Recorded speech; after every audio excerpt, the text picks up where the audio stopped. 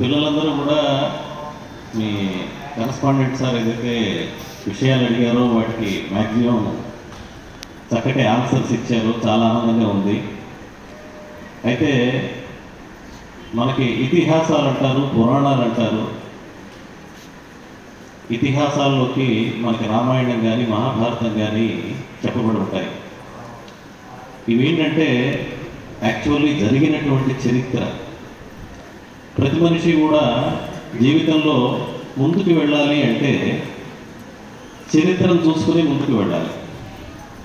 చరిత్ర ఎంత ఘనంగా ఉంటే ఆ వ్యక్తి యొక్క ఆచరణ అంత అద్భుతంగా ఉంటుంది.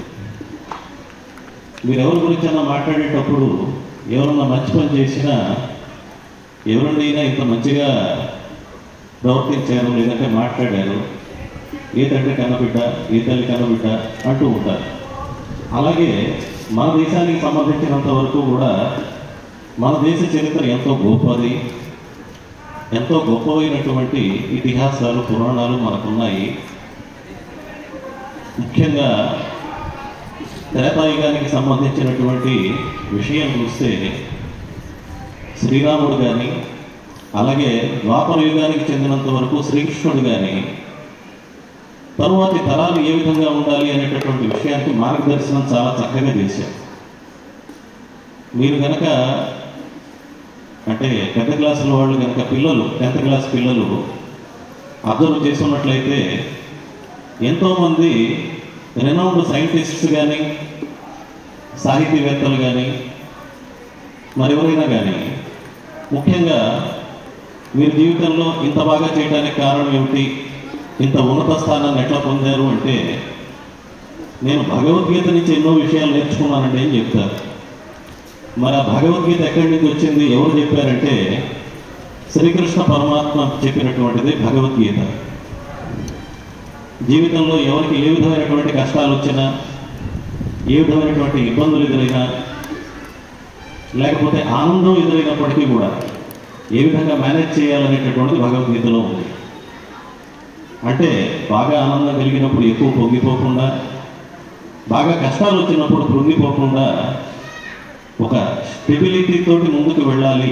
జీవితంలో అందరికీ సహాయం చేస్తూ అందరినీ కలుపుకొని ముందుకు వెళ్ళాలి అని ఎవరైతే భావిస్తారో అటువంటి ప్రవర్తనకి కారణభూతమయ్యేది భగవద్గీత. కాబట్టి ఎంతమంది మనం పెద్దవాళ్ళని అబ్జర్వ్ చేసినప్పటికీ కూడా most of the people will tell that they red Bhagavad Gita and they implemented the essence of Bhagavad Gita in their life. So అది చెప్పినటువంటి శ్రీకృష్ణ పరమాత్మని మనం గీతాచార్యుడు అంటాం. ఆచార్యులు అంటే ఎవరు? గురువులు.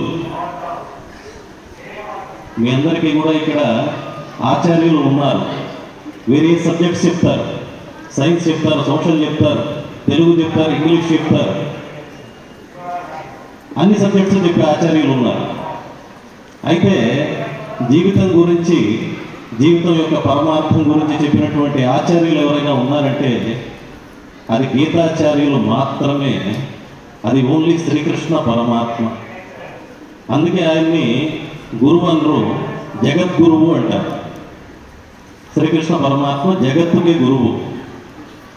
కాబట్టి భగవద్గీతని మనం కనుక జీవితంలో ఇంప్లిమెంట్ చేసుకోవాలి అంటే ఈ చిన్న వయసు నుంచే భగవద్గీత గురించినటువంటి ఆలోచన ఉండాలి. ఎవరైనా సరే కొంచెం పెద్ద అయిన తర్వాత మనం ఆధ్యాత్మిక విషయాలు నేర్చుకుందాం, కృష్ణుడి గురించి, రాముడి గురించి తెలుసుకుందాం అని అనుకుంటారేమో. కానీ ఈ చిన్న వయసు నుంచే మీకు కనుక ఈ రామాయణము, భగవద్గీత, మహాభారతం దీనికి సంబంధించినటువంటి విషయాలు కనుక సైమల్టేనియస్లీ మీరు చదువుకుంటూ వెళ్తే, తెలుసుకుంటూ వెళ్తే, మీరు చదువుకునే వయసులోనే, విద్యార్థిగా ఉన్న దశలోనే ఎంతో మెచ్యూరిటీని పొందే అవకాశం ఉంటుంది. ఖచ్చితంగా మీరు నేర్చుకునే విషయాలు సమాజానికి ఎంతో మెరుగ్గా ఉపయోగపడతాయి. మీ అందరికీ చెప్పేది ఒకటే, ఇక్కడ పెద్దలు ఉన్నారు, పిల్లలు ఉన్నారు. జీవితంలో ఆధ్యాత్మికత అనేటటువంటిది మాత్రం చిన్న వయస్సు నుంచే తోడుగా ఉండాలి.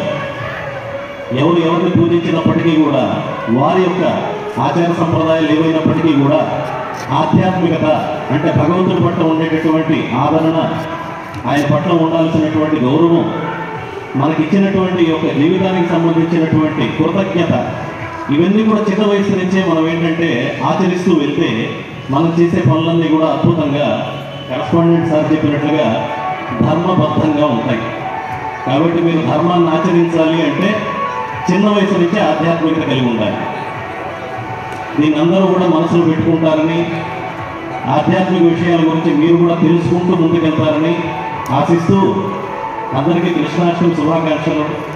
నాకు ఈ అవకాశం ఇచ్చినటువంటి మేనేజ్మెంట్ వారికి ధన్యవాదాలు.